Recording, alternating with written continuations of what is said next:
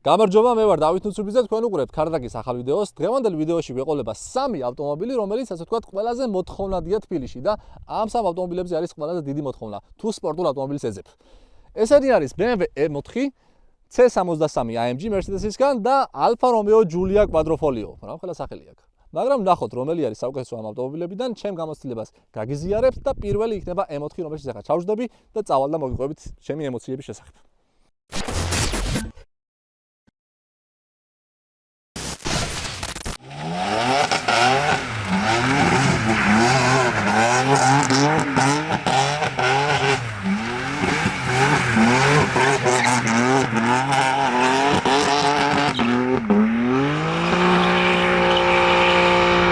სამწუხაროდ, ბევრი ემის პატრონი არ ეპყრობა თავის ემს ისე როგორც საჭიროა, ანუ ტრეკზე ბევრი არ დადის.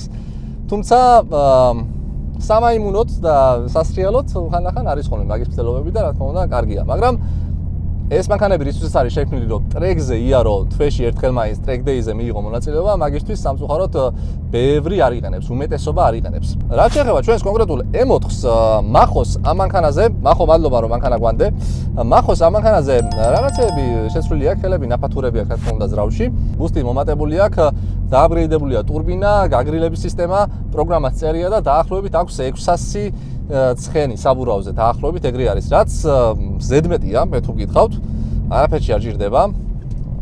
თუმცა თუ კარგ საბურავს დააყენებ და დრაგით ხარ დაინტერესებული, რომ დრაგზე სწრაფი ჩქარი იყოს მანქანა, რა თქმა უნდა, კარგია რომ ბევრი ცხენები მოაყარო. ესე ჩვეულებრივ მოძრაობაში საკმაოდ კომფორტულია. დაკიდების სისტემა უნდა აღვნიშნო აუცილებლად, ამ მანქანაზე არის როგორც ელექტროამორტიზატორები, ასევე ჩვეულებრივი ამორტიზატორები. ამ შემთხვევაში გვაქვს ჩვეულებრივი ამორტიზატორები, რომლებზეც მორგებული არის სპორტული დაბალი პრუჟინები, HR-ის. ეს პრუჟინები ცოტა რბილია, მერბილება, ჩემთვის ალბათ შევცვლიდი დაკიდების სისტემას საერთოდ, იმიტომ რომ ქარხნულ ამორტიზატორზე როცა აყენებ სპორტულ დაბალ პრუჟინას, როგორც წესი ქარხნული ამორტიზატორი ვეღარ უკლავდება წონას და შესაბამისად უფრო რბილი ხდება მანქანა და სასიამოვნო სამართავი საერთოდ არ არის. ამას ბევრად აჯობებს ქარხნულ პრუჟინებზე რომ მიდგეს ახლა ეს ავტომობილი, იმიტომ რომ სამართავად ძღოლისთვის, რა თქმა უნდა, ქარხნული ამორტიზატორი მორგებულია ქარხნული სიმაღლის პრუჟინაზე და როცა დაბალს ვაყენებთ, უბრალოდ უმართავი ხდება და ძალიან ცუდი ექსპერიენსია რა. კარგი, მოდი გადავთოთ M-ში. მახო მითხრა რომ M1-ს დააწვევი ორჯერო, პირდაპირ სხვა მაპზე გადადისო. მანუალშია, მოცურებაც ეთიშება.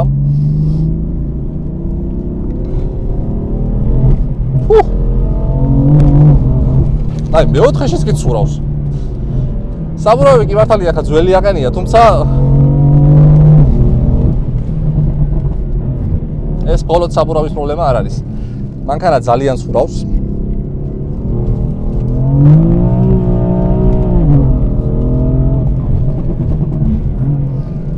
საინტერესო პოპკორნის აქვს ჩაწერილი.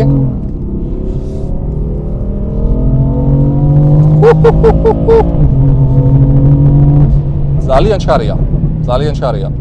ანუ ქარხნული მონაცემით რო იყოს ეს მანქანა, ჩემი აზრით, ტრეკზე საგაზაოდ სრულიად საკმარისია და თუ ამდენ ცხენებს მოაყრით,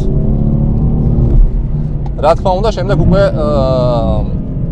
საკმაოდ რთული არის, მით უმეტეს ასეთ პირობებში საკმაოდ ცივ აღარეთ. აი ხედავთ როგორ ცურავს. საკმაოდ ცივ აღარეთ, საბურავის ვერ ეჭიდება და ცოტა გასვეთილი აყენია. და შესაბამისად, როცა ბევრი ცხენი აქვს მანქანას, უბრალოდ შეუძლებელია რომ დაიმორჩილო რა. ამას ყველაფერს რა თქმა უნდა ისიც ართულებს რომ ქარხნული ამორტიზატორებზე დგას და დაბალ პრუჟინებზე და ფაქტიურად მანქანა არის უმართავი ამ დროს.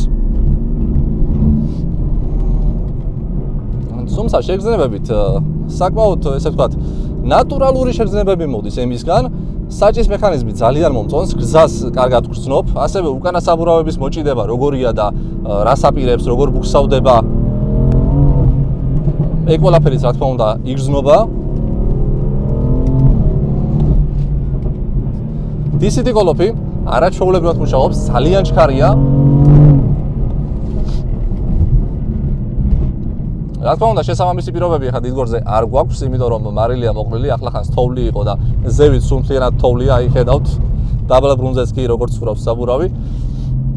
ძალიან მომწონს წონის გადანაწილება, საკმაოდ კარგად იგრძნობა წონის გადანაწილებაც ამ მანქანაზე და მოკლედ ზღოლისთვის, ავტომოყვარულისთვის, რომელიც ასე ვთქვათ, აგრესიული მართვა აინტერესებს, ტრეკდეებზე დადის და უნდა სპორტული ავტომობილი, M4 ერთ-ერთი საუკეთესო ვარიანტია. თამამად შემიძლია ვთქვა. მით უმეტეს რომ ხელმისაწვდომით ამერიკიდან ამ მანქანების ჩამოყვანა უკვე საკმაოდ ბიუჯეტურ ფასში შეგვიძლია. ყოველდღიურად გამოვიყენებდი? არ ვიცი, ალბათ გამოვიყენებდი. ზუსტად ვერ გეტყვით, ეს უფრო დიდხანს უნდა მყავდეს მანქანა, რომ ესე ვთქვათ ვიგრძნო. გალაქსი როგორია ამ მანქანით გადაადგილება, მაგას უფრო დიდხნიანი პრაქტიკა გაჩვენებს. ერთი რაღაც უნდა აღვნიშნო აუცილებლად, როგორც დანარჩენ ორ მანქანას, ამასაც M რეჟიმში, ესე ვთქვათ, გამშვებ სისტემაზე უაქტიურდება ეგრეთ წოდებული ფარფლები, არ ვიცი რა ქვია ქართულად, და უფრო მეტი ხმა აქვს ძრავს. აი ძრავის ხმას რაც შეეხება, დიდად არ მომწონს.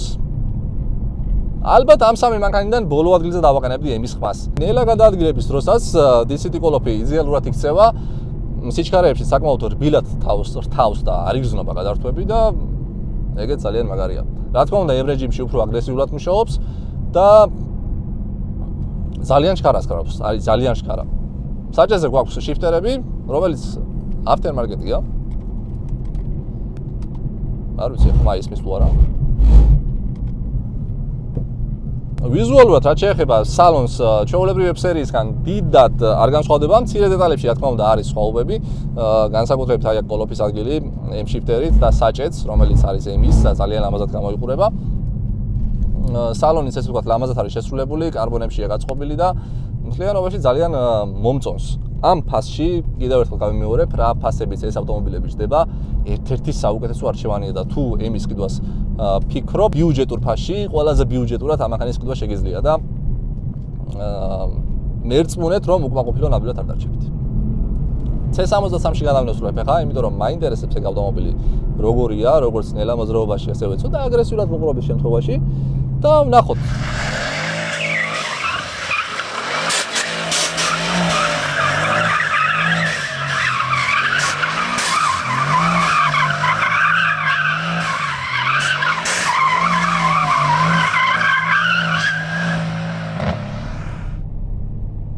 დაკიდების სისტემაც რა თქმა უნდა უფრო რბილია ვიდრე M-ის შემთხვევაში და ყოველდღიურ რეჟიმში უფრო კომფორტულიც იქნება პრინციპში ეს ავტომობილი.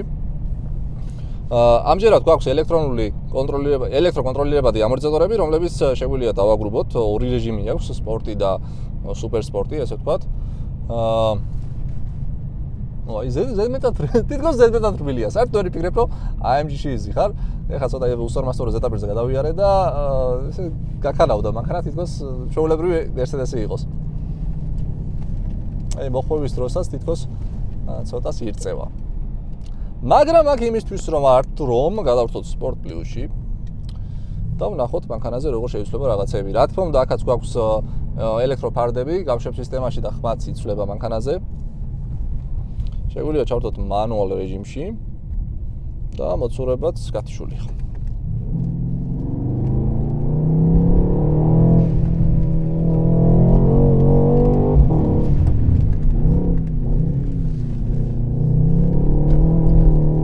ცოტა ბლოკირებას უჭირს. ცალი ბუქსაობდა.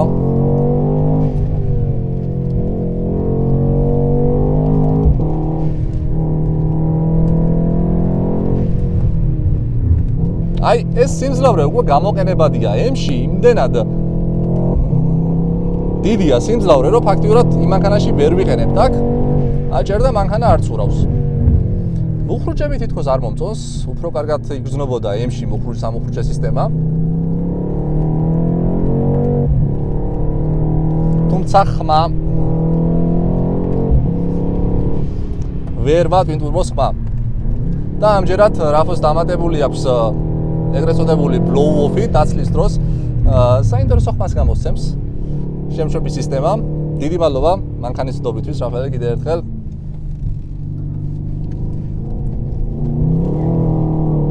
აი აქ ცალი იწყებს ბუქსაობას და შემდეგ იყოლიებს მეორეს.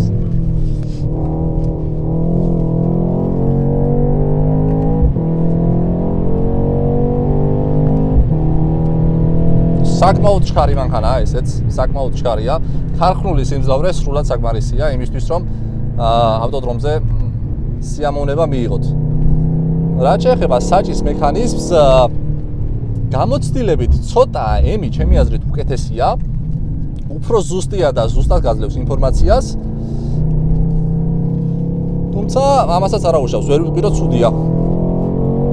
გადაცემათა კოლოფი ძალიან კარგად მუშაობს, ამ მანქანაზე არის 10 ჩქარიანი გადაცემათა კოლოფი და გადაცემებიც ახლოს აქვს და ამით აკომპენსირებს იმას, რომ თქვა დიდი სიმძლავრე არ აქვს ავტომობილის, თუმცა საკმაოდ ჩქარია ამის გამო. მთლიანობაში, რა ვიცი, მომწონს, ვერ ვიტყვი რომ რამე არ მომწონს ამ მანქანაში.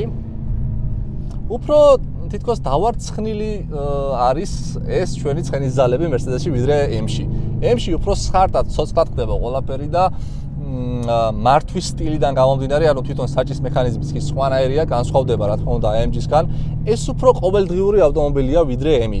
თუმცა თუ ტრეკზე სიარული გიყვართ, რა თქმა უნდა, ამ ავტომობილის გამოყენებას თამამად შეიძლება ავტოდრომზე.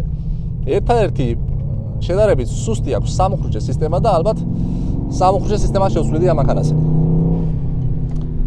სიმძლავრის განვითარებას, ესე ვთქვათ, დიაპაზონს რაც შეეხება დაბალი ბრუნებიდან გვაქვს სიმძლავრე, ეს იმის დამსახურებაა, რომ რა თქმა უნდა 8 ცილინდრიანია, 4-დან 0-ია twin turbo და დაბალ ბრუნზეც გვაქვს საკმარისი სიმძლავრე ავტომობილზე. აი BMW აქ მოწყდებოდა. ეს არ წყდება. ეს უბრალოდ ცალს იწყებს უხსოობას და შემდეგ იყოლიებს მეორე. BMW თითქოს უფრო გართობს, ამას უფრო სხვანაირი სტილი აქვს, უფრო დახვეწილი სტილი აქვს, უფრო ორიენტირებულია იმაზე, რომ ტრეკზე კარგი დრო დააფიქსიროთ. აი BMW-ი რომ კარგი დრო დააფიქსიროთ ტრეკზე, მაგისთვის დაგჭირდებათ დაკიდების სისტემის მოდიფიკაცია აუცილებლად, ასევე სავალ ნაწილებში უნდა შეიტანოთ ცვლილებები. და ამ შემთხვევაში, არა, უბრალოდ შეგიძლიათ ტრეკზე შეხვიდეთ და იაროთ.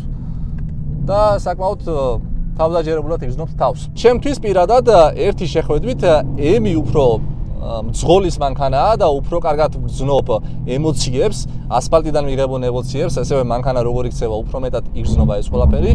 აქ დაკიდების სისტემა ხისტია.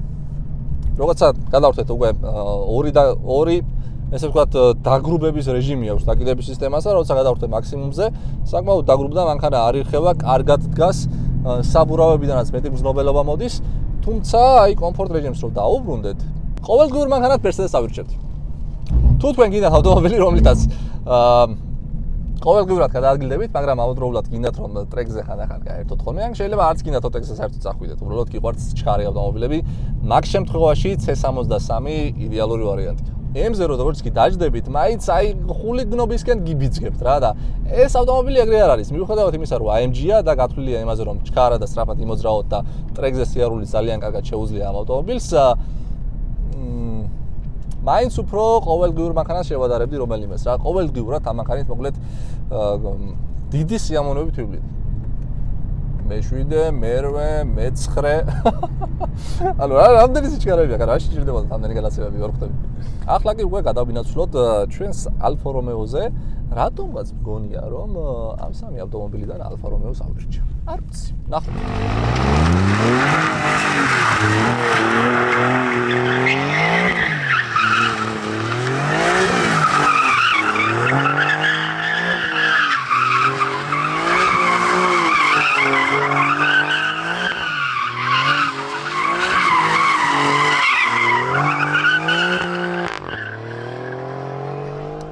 გადმოვინაცვლეთ უკვე Alfa-ში საჭე უნდა ვაღიარო, რომ ეს ყველაზე მეტად მომწონს.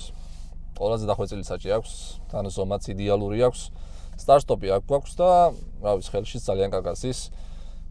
კარბონი, ტყავი, ალკანტარა ყველაფერია გამოყენებული, ცოტა გადატვირთულია მაგ მხრივ, თუმცა ფორმა და დიზაინი ყველაზე მომწონს. სალონის დიზაინს რაც შეეხება,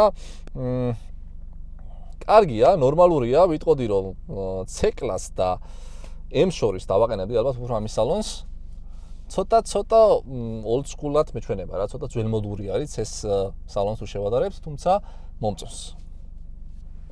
აქაც კარბონები გვაქვს გამოყენებული. რეჟიმებს რაც შეეხება, აქაც გვაქვს რა თქმა უნდა რამდენიმე რეჟიმი. დაკიდების სისტემა ამ შემთხვევაში ელექტრონული არის და შეგვიძლია მართოთ სალონიდან. გადაცემა კოლოფს რაც შეეხება სხვათა შორის. გამოყენებულია BMW-ს გადაცემათა კოლოფი. Giulia Quadrofolios. მოდი ნახოთ, გავიაროთ, როგორი არის ელამოძრაობის დროს. სავარძლები უდაოდ საუკეთესო აქვს, უდაოდ ამ სამიდან ალფას სავარძლები არის საუკეთესო. ცოტა ხმა შემოდის უგნიდან, ეგრევე მიქცია ყურადღება. ყველაფერი კარგად მუშაობს. პრობლემები არ აქვს. ერთადერთი რაც არ მოწონს აი ამ საჭეზე, ეს შიფტერები არის ფიქსირებული, საჭეს არ დაყვება, თან ძალიან ახლოს არის საჭესთან და მოხვევის დროს თითქოს ესე ხელში ხვდება. დაკიდების სისტემა საკმაოდ რბილია. C-კლასზე რბილი ნამდვილად არ არის, თუმცა M-ზე რბილი ნამდვილად არის. ერთადერთი თითქოს რაც მაწუხებს ახლა ამ მანქანაში არის უკიდან შემოსული ხმა. დანარჩენი თითქოს ყველაფერი კარგია. ძალიან დაირექტ არის საჭე. უფრო მეტად დახვეწილია ვიდრე M-ის საჭე. ანა ბოდიში გავაგრძელოთ. ანამ დამიდოვა თავისი წყლის ბოთლი, რომელიც ძალიან უყვარს და ყველგან დააპორციანებს. ხო, ანას არქი გამოიწერეს, სხვა შორის საინტერესო ვიდეოები გელოდებათ ანას არქს. კარგი, დავუბრუნდეთ ჩვენს ალფას. ანუ M-თან შედარებით იმდენად გრძნობიარია, რომ ყველაფერს გრძნობს იდეალურად, ანუ საბურავი როგორ იმართება, სად მიდის, აბსოლუტურად ყველაფერი გრძნობა. მიჩვევა აშირდება ჩემი აზრით ამ საჭეს, იმიტომ რომ უცებ შეიძლება უხვიო და აი გზიდან გადავარდე. ონდა მოხვევადაც კი ეგრევე რეაგირებს. რა თქმა უნდა, ცუდი არ არის, ძალიან კარგია. კარგი, მოდი გადავართოთ ახლა დაინამიკში. ხმა მოგვემატა ამჯერად გამშვებზე, იმიტომ რომ აქაც ელექტრონული ფრთები აყენია, რომელიც ხსნის გამშვებზე და უფრო დიდი ხმა აქვს, რა თქმა უნდა, მანქანას.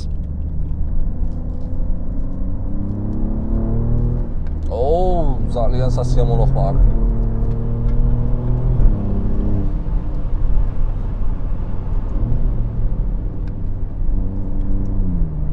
ძალიან სასიამოვნო ხმა აქვს, მაგრამ ეს ყველაფერი არ არის, ჩვენ გვაქვს კიდე რეისი. რომლის გააქტიურების შემთხვევაში მოდი გადავხოთ თან მანუალში და ვნახოთ, დაკიდებას უფრო დახისდა. კი, მანქანა უფრო სტაბილური გახდა თითქოს.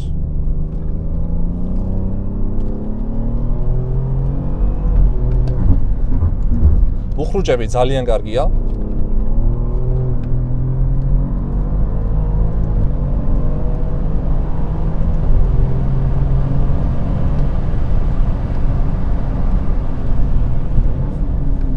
ყოჩა ალფას არ ველოდი ნამდვილად.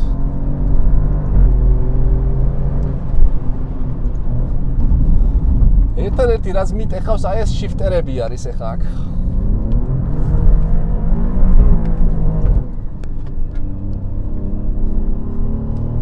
მე მგონი მოცურება არ მაქვს გათიშული. ხო, არა, კი, გათიშულია, მაგრამ მაინც სალისაბურავი გუგზაობს. ამ შემთხვევაში ელექტრონული ბლოკირება გვაქვს და დიდად არ მომწონს. ბლოკირებებში M-ი არის საუკეთესო. ოღონდ F სერიებზე მაქვს საუბარი. G სერიის ახალ M-ებში უკვე ელექტრონული ბლოკირებაა და ნამდვილად არ მომწონს.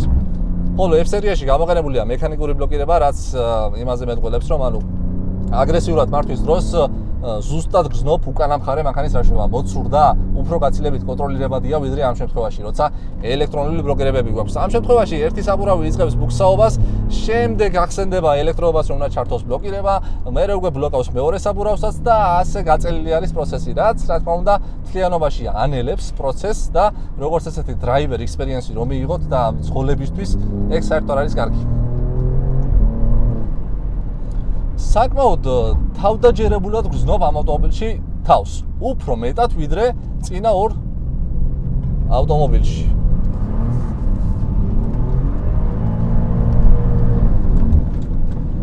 დრიფტიც მგონი რომ საკმაოდ მარტივი სამართავია.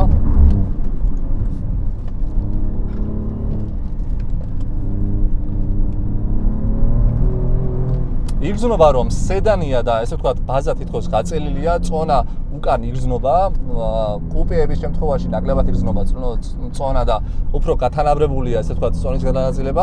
ამ შემთხვევაში წონა იგრძნობა უკნიდან და ესე ვთქვათ ცხვირი რომ მოუხვევს უკანა მხარე მაინდა-მაინც ამაყად ვერ მიყვება და ცდილობს რომ სულ მოცურდეს. შესაბამისი პირობები არ გვაქვს სამწუხაროდ დიდგორზე, მაგრამ რაც გვაქვს ეგ გვაქვს, არა უშავს. ხო, მოკლედ ალფას რაც შეეხება საჭის მექანიზმი სუპერ, ძალიან მომწონს, დაკიდებაც ძალიან კარგი აქვს. აი ეს შიფტერები რო არ მიყვება, ძალიან ტეხავს. ძალიან.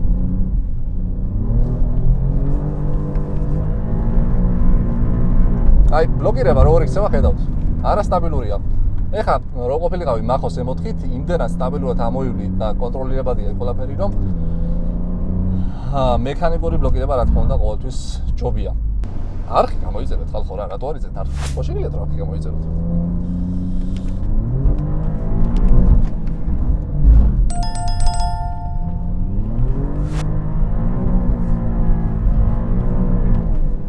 თითქოს ბოლომდე არ უშვებს, რაღაც მაინც ბლოკავს დრიფტში. ანუ გასრიალებინებს, მაგრამ თითქოს მაინც რაღაც ბლოკავს.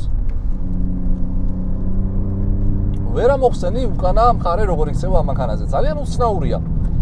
აი ეს შემთხვევაშიც კონტროლირებადია მაინც ასე თუ ისე უკანა მხარე. ამ შემთხვევაში ცდილობს მანქანა რომ გაგასწოროს. ანუ დრიფტი არ არისო ამისიო, მაგის თქმა ცდილობს ეს თითქოს ეს ავტომობილი რომ მომასრიალებოთ. დრიფტი არ მინდაო, მხოლოდ ტრეკზე იყავი ორიენტირებულიო.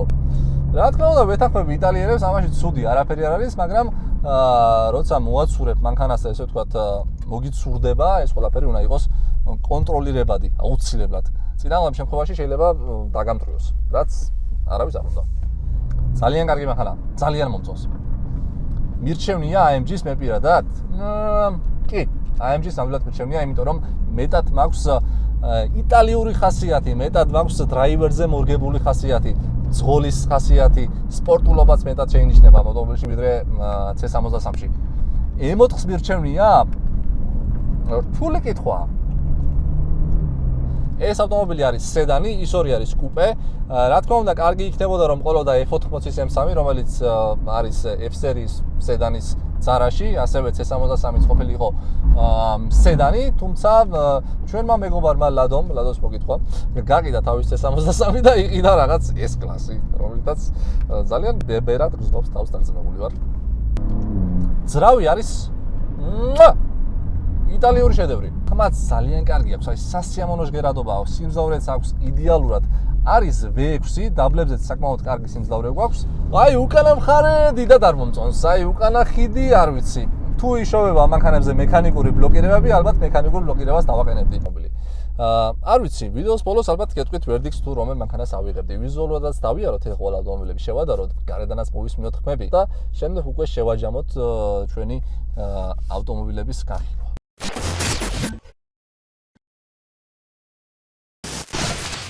მოდი ახლა მოვუსმინოთ სამივე ავტომობილის ხმას და ვნახოთ რომელიც უფრო უკეთესი აქვს. დავიწყოთ Alfa Romeo-ით.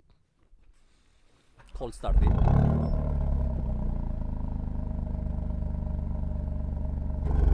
აი, გაიხსნა.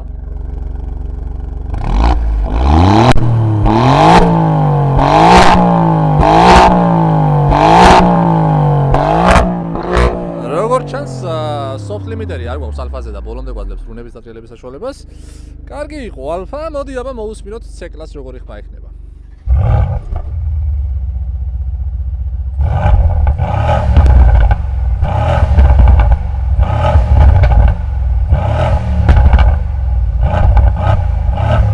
ძალიან კაი, ამ შემთხვევაში soft limiter-ი გვაქვს და ბოლომდე ვერ ვატრიალებს ძრავის ბრუნებს, თუმცა ეს ბრუნები საკმარისია იმისთვის, რომ Alfa-ზე კარგი ხმა მიგვეყო. მოდი ახლა მოვუსმინოთ M4-ს, რომელსაც ვთვლი, რომ საშინელი ხმა აქვს.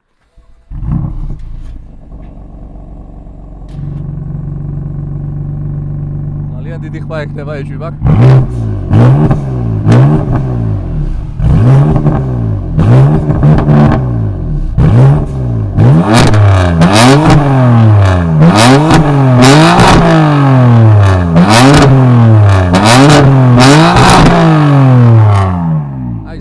ვამბობდი რომ M4-ის ხმა დიდად არ მომწონს თქო, მაგრამ გარედან რაღაც ეფექტი აქვს. მაგრამ ცალსახად ჩემი აზრით, თქვენს გავიწერეთ რა თქმა უნდა, რას ფიქრობთ ამ ავტომობილებზე, საუკეთესო ხმა მაინც AMG-სია. სანამ შეჯამებაზე გადავალთ, საბოლოო შეჯამებაზე და გეტყვით თუ რომელია ჩემთვის ამ სამიდან საუკეთესო ავტომობილი, მანამდე მოდი ვიზუალური მხარეებიც გავიაროთ. დავიწყოთ ჩვენი Alfa-დან, რომელიც არის იტალიური ხასიათის მქონე, საკმაოდ აგრესიულად გამოიყურება ცხვირი. მაგრამ აი ეს გრილი მომწონს თუ არა დარწმუნებული არ ვარ, თუმცა სახასიათო Alfa-ს ცხვირია ნამდვილად და საერთო ჯამში დიზაინში ზის. ალფაზე როცა ვსაუბრობ და მის ხვირზე, აუცილებლად ნაღვნიშნო მისი ეგრეთ წოდებული ტუჩი ფრთა ქვედა, რომელიც სხვადასხვა მოძრაობს სიშკარის ცვალებადობასთან მიმართებაში, ესე ვთქვათ, იცვლის პოზიციას და ეხმარება ავტომობილის იმაში, რომ ცხვირი უფრო სტაბილური იყოს გზაზე, რაც ძალიან მაგარია, მით უმეტეს, როცა ასეთ ფასიან ავტომობილზე ვსაუბრობთ.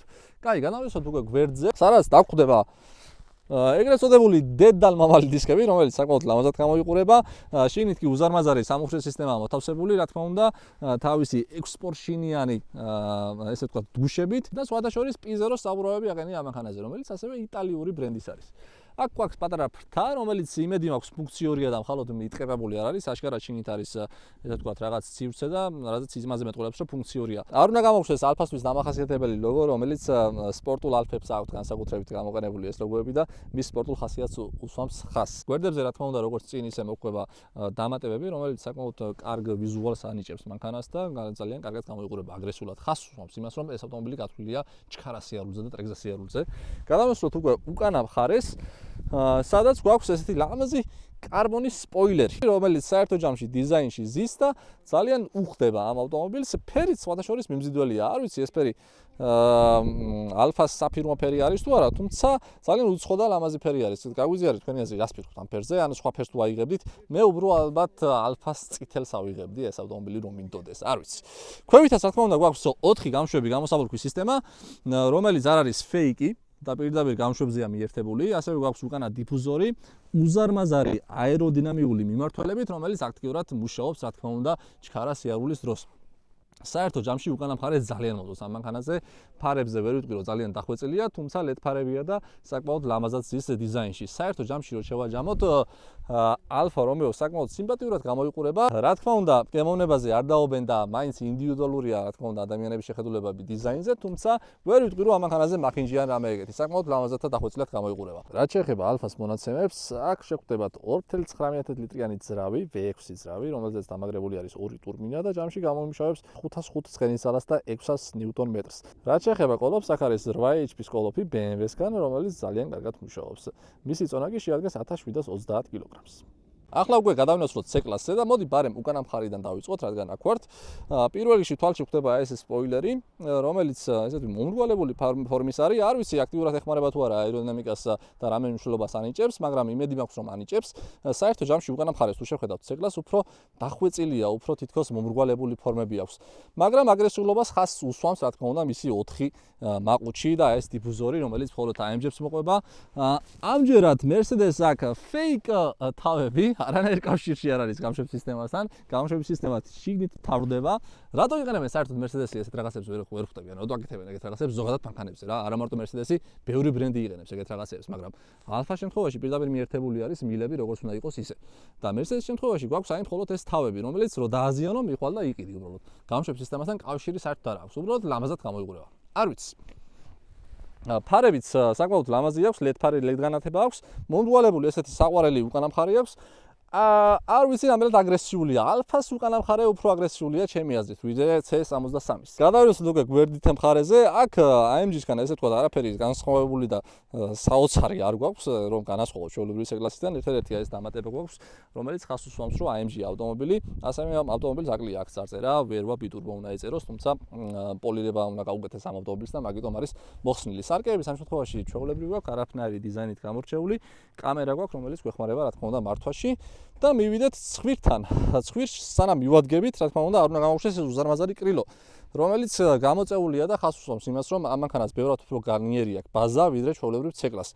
და ეს მართლაც ასეა, იმიტომ რომ ამ ხელას იმძლავრეს ვერვას და ასე ვთქვათ, 10 სიჩქარიან ყოლობს, რომელიც ძალიან კარგად მუშაობს, სჭირდება შესაბამისი გეომეტრიული სავალი ნაწილი. ამიტომ ძალიან გაზრდილია ამ მანქანის ბაზა ჩვეულებრივ C-კლასთან შედარებით და მართვაზე, რა თქმა უნდა, აისახება. დისკების რაც შეეხება, საკმაოდ სოლიდურად გამოიყურება და თითქოს Mercedes-ის ხასიათს უსვამს. ხაზს სპორტულობასთან ამდენად კავშირში ეს დისკი ვერ გეტყვით, თუმცა აი აქ AMG-ს წარწერა კი გაგვიკეთეს. ისე ეს დისკები კოვანია და საკმაოდ მსუბუქია.